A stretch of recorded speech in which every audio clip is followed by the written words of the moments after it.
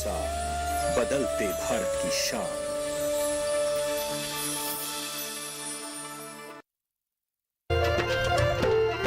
फसल बीमा से अब सुरक्षित आत्मनिर्भर बन जाए किसान। AIC के संग मौसम की मार अब नहीं करेगी तंग, नुकसान की होगी पूरी भरपाई। AIC किसान का हमराही। Agriculture insurance company of India limited, संपन्न भारत की पहचान, बीमित फसल खुशहाल किसान।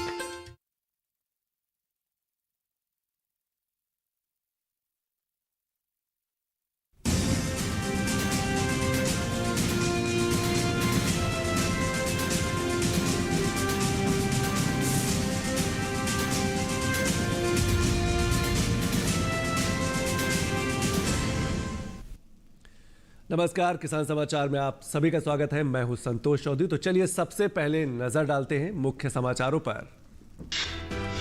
खरीफ फसलों के उत्पादन के प्रथम अग्रिम अनुमान हुआ जारी। खरीफ सीजन में 150 मिलियन टन रिकॉर्ड खाद्यान्न उत्पादन का अनुमान। केंद्रीय कृषि मंत्री नरेंद्र सिंह तोमर ने कहा कि वैज्ञानिकों की मेहनत और सरकार की किसान हितैषी नीतियों से हुई है बम्पर पैदावार।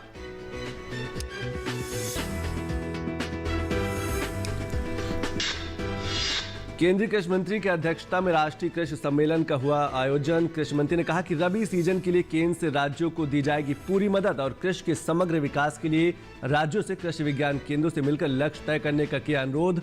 साथ ही उन्होंने खेती में पानी, बिजली व रासायनिक उर्वरकों की खपत कम करने के लिए राज्यों से प्रयत्न करने का आग्रह।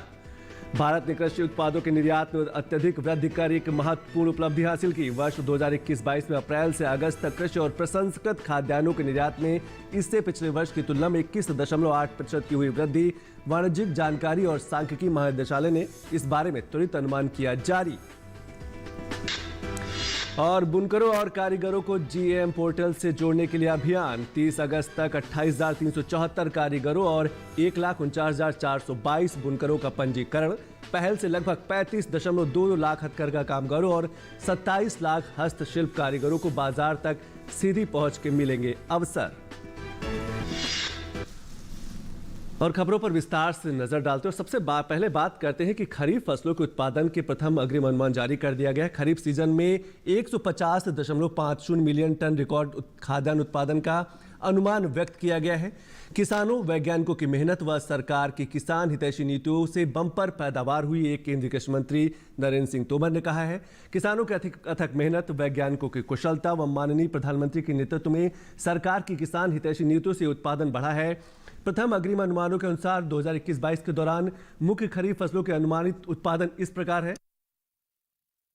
कुल खाद्यान्न 150.50 मिलियन टन का रिकॉर्ड उत्पादन हुआ है, ये अनुमान में बताया गया है। अगर हम चावल की बात करें तो चावल 107.04 मिलियन टन का रिकॉर्ड उत्पादन हुआ है पिछले वर्ष की अपेक्षा।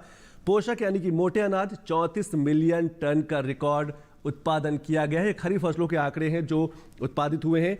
मक्का की बात करें तो 21.24 मिलियन टन का उत्पादन है और यह भी एक रिकॉर्ड स्तर का उत्पादन है।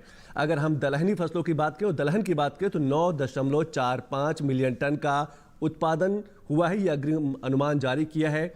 वहीं तूर की बात करें तो 4.43 मिलियन टन का जो आंकड़ा पेश किया गया। इसके साथ साथ अगर हम तिलहन की बात करें तो तिलहन में 23.39 मिलियन टन का रिकॉर्ड उत्पादन किया गया है, यानी कि तिलहन का रकबा धीरे धीरे बढ़ रहा है।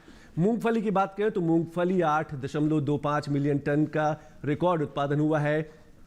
वहीं सोयाबीन 12.72 मिलियन टन का रिकॉर्ड उत्पादन हुआ। खरीफ फसलों के उत्पादन का एक रिकॉर्ड अग्रिम अनुमान जारी किया है। कपास 36.22 मिलियन गांठे यानी कि प्रति 170 किलोग्राम का एक रिकॉर्ड उत्पादन हुआ है। पटसन व मेस्टा 9.61 मिलियन गांठे प्रति 180 किलोग्राम के हिसाब से रिकॉर्ड उत्पादित हुई हैं। वहीं अगर गन्ने की बात करें तो गन्ना 419.25 मिलियन टन रिकॉर्ड उत्पादन किया गया है। कपास का उत्पादन 36.22 मिलियन गांठे प्रति 170 किलोग्राम की गांठों के हिसाब से रिकॉर्ड उत्पादन हुआ है। पटसन व मेस्ता का उत्पादन 9.61 मिलियन गांठे प्रति 180 किलोग्राम की गांठे अनुमानित है। तो ये थी खरीफ फसलों के जो अनुमानित आंकड़ा वो जारी किया गया। तो अब बात करते हैं EPFO की। EPFO के 20 सितंबर 2021 को जारी प्रोविजनल पेरोल आंकड़ों से पता चलता है कि EPFO ने जुलाई 2021 के दौरान लगभग 14.65 लाख नेट सब्सक्राइबर जोड़े हैं। पिछले 4 महीनों के दौरान नेट पैरोल में बढ़ोतरी रोजगार में इजाफे को भी दर्शाती है। जुलाई 2021 के दौरान नेट सब्सक्राइबर की संख्या जून 2021 की तुलना में 31.28% बढ़ी है, जबकि जून में कुल 11.16 लाख सब्सक्राइबर जुड़े थे। कुल 14.65 नेट सब्सक्राइबर में से करीब 9.02 लाख नए सदस्य पहली बार ईपीएफओ के सामाजिक सुरक्षा के दायरे में आए हैं। इसमें लगभग 5.63 लाख नेट सब्सक्राइबर ऐसे हैं जो ईपीएफओ के तहत आने वाले प्रतिष्ठानों से नौकरी बदलकर दूसरी नौकरी को ज्वाइन कर चुके हैं। हालांकि नई नौकरी के जरिए वह फिर से ईपीएफओ से जुड़ गए हैं।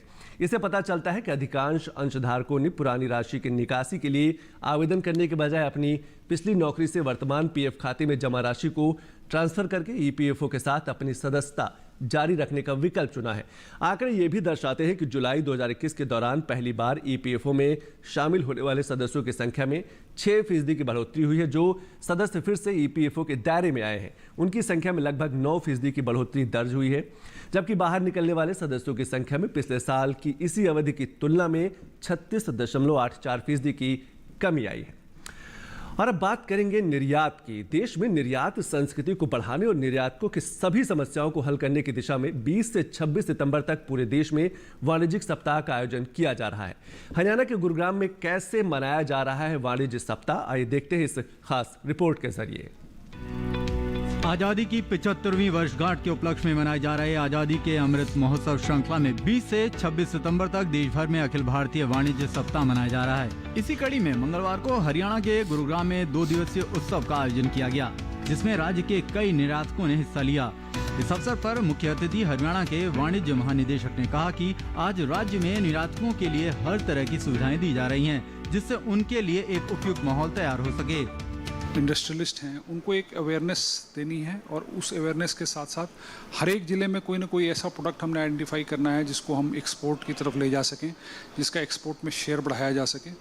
और इंडस्ट्री डिपार्टमेंट की तरफ से हमारा मुख्य ध्येय ये है कि जो इंडस्ट्रियलिस्ट हैं, जो एक्सपोर्टर्स हैं, उनको ज़्यादा से ज़्यादा फैसिलिटी दी जा सके, उनको हर तरह से प्रोत्साहित किया जा सके।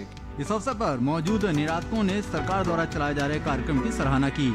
इस तरह का जो महोत्सव है इससे कई सिद्धियां प्राप्त होती हैं। एक सिद्धि यही है कि लोग इन्वेस्ट करें, उनकी रुचि इसमें बढ़े और सरकार की जितनी नीति है उसके बारे में पता लगाया सके। मोदी जी का ये आत्मनिर्भर और मेक इन इंडिया का सपना है, ये एक सपना नहीं है, आज के दिन रियलिटी है। और अगर हम इस पे ही चलते रहें तो हम इतना आगे निकल जाएंगे कि बाकी देश हम लोगों की तरफ देखेंगे सपोर्ट और हेल्प के लिए। प्रदेश के उद्यमियों को निर्यात के प्रति आकर्षित करने, निर्यातकों को एक छत के नीचे सारी सुविधा मुहैया कराना उनका मुख्य लक्ष्य है। इसके अलावा रोजगार का साधन सृजन करने की दिशा में वाणिज्य सप्ताह काफी कारगर साबित होगा और देश आत्मनिर्भर होने की दिशा में भी आगे बढ़ेगा। परमलेश भट्ट की report, DD news, Gurugram, Haryana. और कृषि मंत्री की अध्यक्षता में एक राष्ट्रीय कृषि सम्मेलन का आयोजन किया गया, जिसका मकसद यह था कि रबी सीजन के लिए केंद्र से राज्यों को यह कहा गया कि पूरी मदद दी जाएगी। रबी सीजन के लिए केंद्र से राज्यों को पूरी मदद दी जाएगी। केंद्रीय कृषि मंत्री नरेंद्र सिंह तोमर ने राष्ट्रीय कृषि सम्मेलन में उन्होंने यह भी कहा कि रबी अभियान 2021-2022 के लिए राष्ट्रीय कृषि सम्मेलन का आयोजन हुआ था और इसमें राज्य और केंद्र के बीच का जो समन्वय है उस पर विस्तार से चर्चा हुई थी। केंद्रीय कृषि किसान कल्याण मंत्री नरेंद्र सिंह तोमर ने इस पूरे सम्मेलन की अध्यक्षता की थी। तोमर ने कहा कि रबी सीजन के लिए केंद्र सरकार से राज्यों को पूरी मदद दी जा रही है और आने वाले दिनों में और भी मदद दी जाएगी। कृषि के समग्र विकास के लिए राज्यों से कृषि विज्ञान केंद्रों से मिलकर लक्ष्य तय करने का अनुरोध किया, यानी कि जो केवीवी है, कृषि विज्ञान केंद्र है, उनकी भूमिका को बताया। रबी सीजन की दृष्टि से राज्यों की अपेक्षाओं को केंद्र सरकार लगातार पूरा कर रही है फंड देकर। उन्होंने खेतों में पानी, बिजली व रासायनिक उर्वरकों की खपत कम करने के लिए राज्यों से प्रयत्न करने का आग्रह किया है।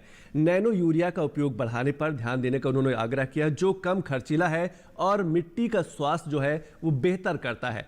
प्रधानमंत्री जी ने कम ब्याज पर किसानों को ऋण देने की व्यवस्था की है ताकि वे बिना परेशानी के जो किसान है वो आसानी से खेती कर सके। और केसीसी यानी कि किसान क्रेडिट कार्ड द्वारा किसानों को इसके माध्यम से लगातार लाभ भी पहुंचाया जा रहा है।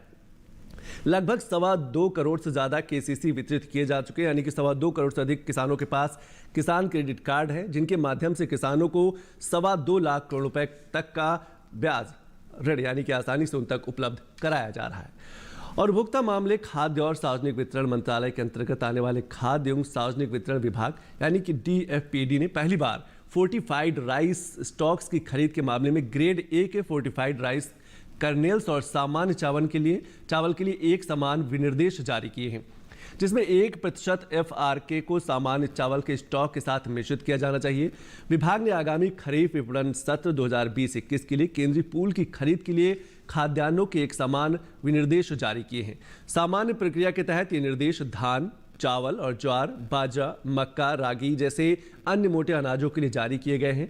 राज्य सरकारों से किसानों के बीच एक समान निर्देशों का व्यापक प्रचार करने का अनुरोध भी किया गया है, जिससे ये सुनिश्चित हो सके कि उन्हें अपनी उपज का उचित मूल्य मिले और भंडार को लेकर किसी भी तरह की अस्वीकृति से बचा जा सके।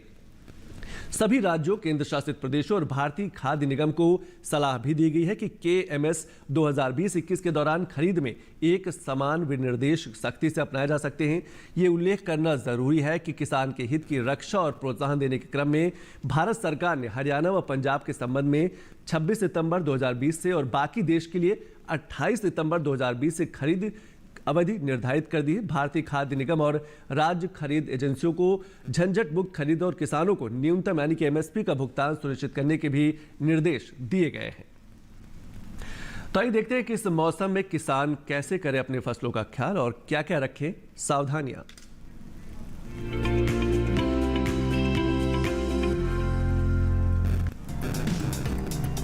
आंध्र प्रदेश में धान की बुआई कर सकते हैं। धान के खेत से जल निकासी का प्रबंध कर ले। यही धान के खेत में जरूरी उर्वरक डालें। साथ ही मूंग की बुआई करते रहें। वहीं किसान उड़द की बुआई करें। इसके अलावा चने की बुआई कर सकते हैं। यही कपास के खेत में जरूरी उर्वरक डालें। कपास के खेत से पानी की निकासी की उचित व्यवस्था कर ले। इसके साथ ही कपास की रुपाई करें। वहाँ मक्के के खेत से जल निकासी का प्रबंध कर सकते हैं। आंध्र प्रदेश में अरहर के खेत से घास फूस निकालते रहें। अरहर के खेत से ही पानी की निकासी की व्यवस्था करते रहें। साथ ही अरहर के खेत में पर्याप्त नमी बनाए रखें। आंध्र प्रदेश के किसान भिंडी के खेत में सिंचाई करते रहे। अभी पपीते की बुआई कर सकते हैं। कर्नाटक में उड़द की कटाई कर ले। किसान टमाटर और बैंगन की बुआई कर सकते हैं। वहीं मूली की बुआई करते रहे। कर्नाटक में आम की रुपाई कर ले। अभी धान की रुपाई कर सकते हैं। धान के खेत में जरूरी उर्वरक डालते रहे। साथ ही धान के खेत से जल निकासी का प्रबंध कर ले। धान के खेत में सिंचाई करें। यहाँ गन्ने के खेत में सिंचाई करते रहे। गन्ने के खेत से खरपतवार निकाल सकते हैं। कर्नाटक के किसान मूंग की कटाई कर ले। इसके साथ ही अरहर के खेत में निराई करते रहे। अरहर के खेत में पर्याप्त नमी भी बनाए रखे। कर्नाटक के किसान प्याज के खेत में गुड़ाई कर सकते हैं। वहाँ पपीते के खेत में जरूरी उर्वरक डालें।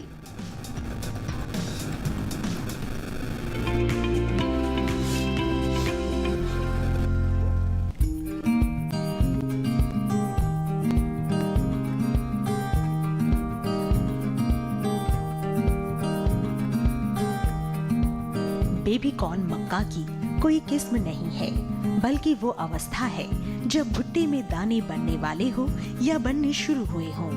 इसका इस्तेमाल सलाद के साथ साथ सब्जी, खीर और हलवे में भी होता है। बाजार में बेबी कॉर्न की काफी मांग है। ये अमेरिका, यूरोप और दक्षिण एशिया में काफी मशहूर है। अब भारत के शहरी इलाकों में भी इसकी लोकप्रियता तेजी से बढ़ रही है। यही वजह है कि भारत में इसकी खेती मुख्य रूप से शहरों से सटे इलाकों में होती है। ये काफी पोषक है और शायद यही बढ़ती हुई मांग की वजह है। इसके खेत की तैयारी आम मक्का की तरह ही होती है और इसे दो तरह से उगाया जाता है। आदर्श अवस्था में 1 हेक्टेयर में 58,000 पौधे लगाए जाते हैं। इस पद्धति में स्वीट और बेबी कॉर्न दोनों ही प्राप्त होते हैं। दूसरी पद्धति में 1 हेक्टेयर जमीन पर पौधों की संख्या 2.25 लाख के करीब होती है। इसमें तमाम भुट्टे बेबी कॉर्न के रूप में इस्तेमाल किए जाते हैं। बेबी कॉर्न के लिए 1 हेक्टेयर जमीन पर 20 से 25 किलोग्राम बीज की जरूरत होती है। 1 हेक्टेयर के लिए 1.5 से 2 क्विंटल नाइट्रोजन 3 बार में डालना होता है। इसकी फसल अमूमन 50 से 60 दिन में तैयार हो जाती है। तुड़ाई पर खास ध्यान देने की जरूरत है, चूँकि भुट्टा बहुत तेजी से बढ़ता है, इसलिए इसे जितना जल्दी हो सके बाजार भेज देना चाहिए। सुबह का समय तुड़ाई के लिए उपयुक्त है। पौधों में बाल यानी झंडा निकलते ही तोड़ दें और 3 दिन में एक बार तुड़ाई कर लेनी चाहिए। इस तरह एक फसल के लिए औसतन 7 से 8 तुड़ाई पर्याप्त होती है। 1 हेक्टेयर में 15 से 19 क्विंटल तक बेबी कॉर्न हो सकते हैं। भुट्टे तोड़ने के बाद पौधों को हरे चारे के रूप में इस्तेमाल किया जा सकता है या इसे बेचकर अतिरिक्त आमदनी प्राप्त की जा सकती है। 1 हेक्टेयर से किसान को 250 से 400 क्विंटल तक हरा चारा मिल सकता है। दिल्ली के आसपास के इलाकों में किसानों ने बेबी कॉर्न प्रसंस्करण के संयंत्र भी लगाए हैं। प्रसंस्करण के बाद बेबी कॉर्न के दाम भी अच्छे मिलते हैं और इसे लंबे समय तक भंडार करके रखा भी जा सकता है।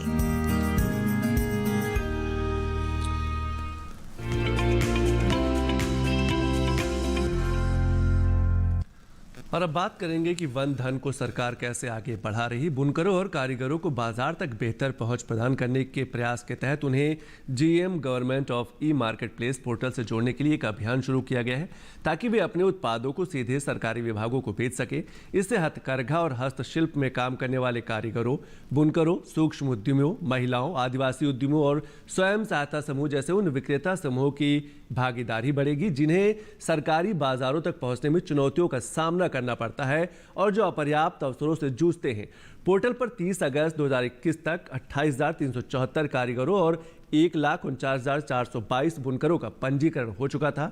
जिम ने जुलाई 2020 में हथकरघा विकास आयुक्त और हस्तशिल्प विकास आयुक्त कार्यालय के अधिकारियों की सहायता से बुनकरों और कारीगरों का विक्रेता पंजीकरण और उन्हें पोर्टल से जोड़ने की शुरुआत की थी।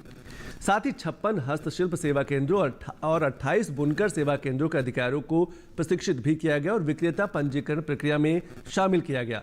हथकरघा उत्पादों के लिए 28 विशिष्ट उत्पाद श्रेणियां भी बनाई गई हैं। साथ ही हस्तशिल्प उत्पादों के लिए 170 कस्टम उत्पाद श्रेणियां बनाई गई हैं। इस कदम से सरकारी खरीदारों के पास हथकरघा और हस्तशिल्प उत्पादों को बढ़ावा देने में मदद मिलेगी। साथ ही यह बुनकरों एवं कारीगरों को बिचौलियों के बिना अपने उत्पाद सीधे सरकार को बेचने के लिए सशक्त करेगा। इससे आत्मनिर्भर भारत का निर्माण सुनिश्चित करने की दिशा में माई हैंडलूम प्राइज्ड और #वोकल फॉर लोकल और मेक इन इंडिया की भावना बढ़ेगी। इस पहल का उद्देश्य लगभग 35.22 लाख हथकरघा और 27 लाख हस्तशिल्प कारीगरों को बाजार तक सीधी पहुंच के अवसर प्रदान करना है, जिससे बिचौलियों की व्यवस्था भी समाप्त हो जाएगी। और जनजाति कार्य मंत्री अर्जुन मुंडा द्वारा जनजाति सशक्तिकरण और जनजाति समुदाय को सशक्त मुख्यधारा में लाने के लिए बहुत से दूरदर्शी कदम उठाए जा रहे हैं। इस दिशा में अर्जुन मुंडा की एक ऐसी ही पहल है बिग बास्केट और प्योरिटी एग्रोटेक के साथ ट्राइफेड की साझेदारी, जो ग्रामीण भारत के जनजाति समुदाय के लाखों लोगों को राष्ट्रीय स्तर पर मुख्यधारा से जोड़ेगी। मुंडा मेरा वन मेरा धन मेरा उद्यम उद्घोषणा को आत्मनिर्भर भारत के निर्माण की धुरी मानते हैं और स्वदेशी जनजाति उद्यमिता को बढ़ावा देने तथा उन्हें अपनी वास्तविक क्षमता का उपयोग करने हेतु सशक्त बनाने के लिए उनकी पूरी प्रतिबद्धता है, जिससे भारत को आत्मनिर्भर बनाने में योगदान मिलेगा।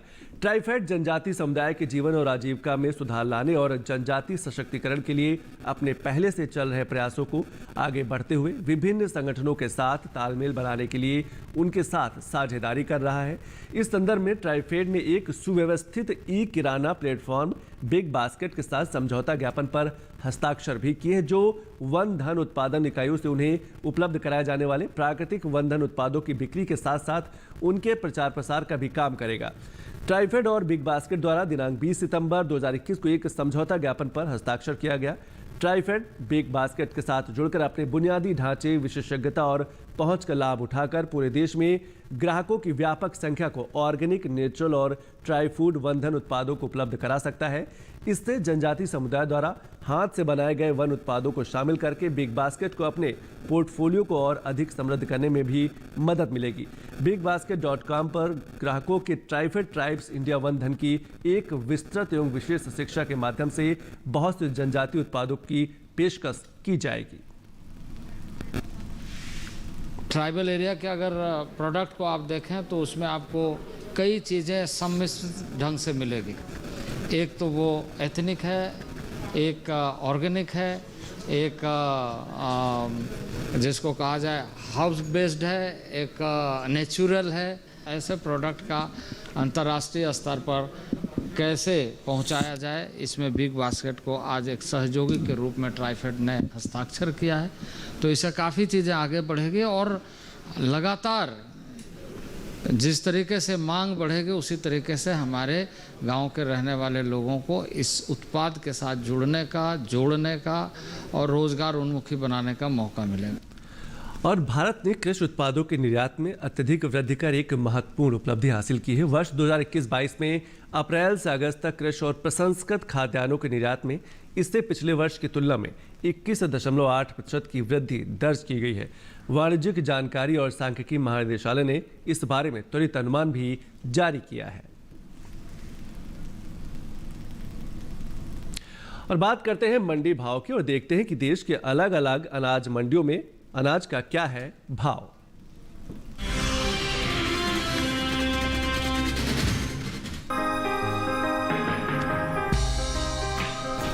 घरेलू स्तर पर इस साल धान की रिकॉर्ड पैदावार होने का अनुमान है। कृषि मंत्रालय की ओर से जारी चौथे अग्रिम अनुमान के अनुसार साल 2020-21 के दौरान देश में कुल धान की रिकॉर्ड पैदावार 122.27 मिलियन टन होने का अनुमान लगाया गया है। ये बीते 5 सालों के 112.44 मिलियन टन औसत उत्पादन की तुलना में 9.83 मिलियन टन अधिक है। वहीं इन दिनों देश भर में धान की खेती चल रही है। बीते कुछ समय से पीछे चल रही धान की बुआई में अब कुछ बढ़त दर्ज की गई है। धान का रकबा बीते साल से 61,000 हेक्टेयर आगे चल रहा है। कृषि मंत्रालय की ओर से साल 2021 के 3 सितंबर तक के लिए जारी ताजा आंकड़ों के अनुसार धान की कुल बुआई 4,01,15,000 हेक्टेयर में हो चुकी है, जबकि बीते साल इस दौरान धान की खेती 4,54,000 हेक्टेयर में हुई थी। देश से होने वाले गैर बासमती चावल के निर्यात में साल की शुरुआत में अच्छा इजाफा हुआ है। हालांकि बासमती चावल के निर्यात में कुछ कमी आई है। साल 2021 के अप्रैल से जुलाई महीने के दौरान बासमती चावल का कुल निर्यात घटकर 14,31,516 टन का हुआ है, जो बीते साल इस दौरान 16,80,864 टन रहा था। जबकि गैर बासमती चावल के निर्यात की बात करें तो इसमें इस साल अच्छी बढ़त दर्ज की गई है। बीते 4 महीने के दौरान गैर बासमती चावल का निर्यात 17 लाख टन से ज्यादा बढ़ा है। साल 2021 में अप्रैल से जुलाई महीने के दौरान देश से गैर बासमती चावल का निर्यात 52,69,027 टन का हुआ है, जबकि बीते साल की समान अवधि के दौरान निर्यात महज 30,31,616 टन का ही हो सका था। फिलहाल ज्यादातर कृषि उपज मंडियों में धान की आवक सामान्य बनी हुई है।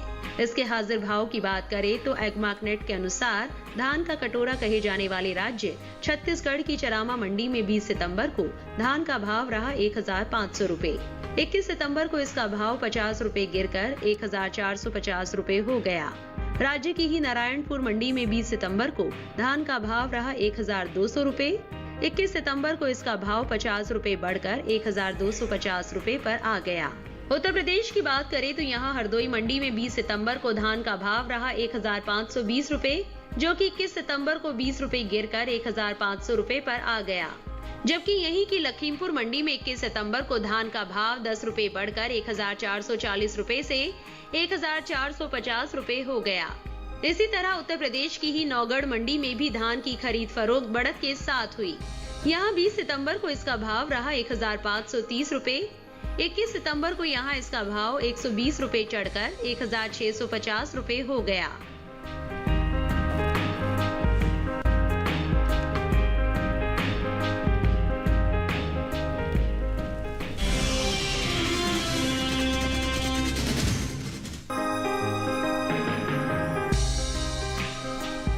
देश से होने वाली दालों के निर्यात में कमी दर्ज की गई है। साल 2021 के अप्रैल से जून महीने के दौरान दलहन का निर्यात 40% से ज्यादा घटा है।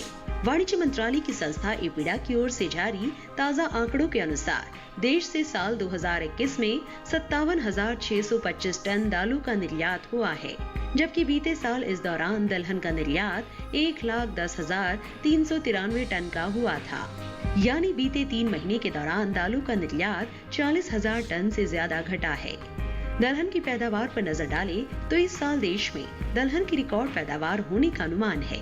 कृषि मंत्रालय की ओर से जारी चौथे अग्रिम अनुमान के अनुसार साल 2020-21 के दौरान देश में कुल दलहन की रिकॉर्ड पैदावार 25.72 मिलियन टन होने का अनुमान लगाया गया है, जो बीते 5 सालों के मुकाबले 21.99 मिलियन टन है, जो औसत पैदावार की तुलना में 3.73 मिलियन टन से ज्यादा है। वहीं बात मूंग की खेती की करें तो चालू खरीफ सीजन में मूंग की बुआई का रकबा बीते साल के मुकाबले कुछ पीछे चल रहा है। कृषि मंत्रालय की ओर से 3 सितंबर तक के लिए जारी ताजा आंकड़ों के अनुसार खरीफ फसल वर्ष 2021 में मूंग की बुआई 34,22,000 हेक्टेयर में हो चुकी है, जो बीते साल के समान अवधि के दौरान 34,92,000 हेक्टेयर रही थी। यानी इस साल मूंग के रकबे में 70,000 हेक्टेयर की कमी दर्ज की गई है। हफ्ते के दूसरे दिन यानी मंगलवार को मूंग की आवक सामान्य रही। इसके हाजिर भाव की बात करें तो एग्मार्कनेट के अनुसार गुजरात की धरोल मंडी में 20 सितंबर को मूंग का भाव रहा 5,500 रुपए, जो कि 21 सितंबर को 540 रुपए बढ़कर 6,040 रुपए के स्तर पर पहुंच गया। कर्नाटक की कुश्तगी मंडी में भी मूंग के सौदे तेजी के साथ हुए। यहाँ 20 सितंबर को मूंग का भाव रहा 5,800 रुपए, 21 सितंबर को इसका भाव 200 रुपए की मजबूती के बाद 6,000 रुपए के स्तर पर जा पहुंचा। राजस्थान की मालपुरा मंडी में भी इस दौरान मूंग का कारोबार बढ़त के साथ हुआ। यहाँ 20 सितंबर को इसका भाव रहा 6,150 रुपए, जो कि 21 सितंबर को 50 रुपए की बढ़त के बाद 6,200 रुपए हो गया। वहीं उत्तर प्रदेश की लखनऊ मंडी में मूंग की खरीद फरोख्त स्थिर भाव पर हुई। दोनों दिन यानी 20 और 21 सितंबर को यहां इसका भाव 7,650 रुपए पर टिका रहा।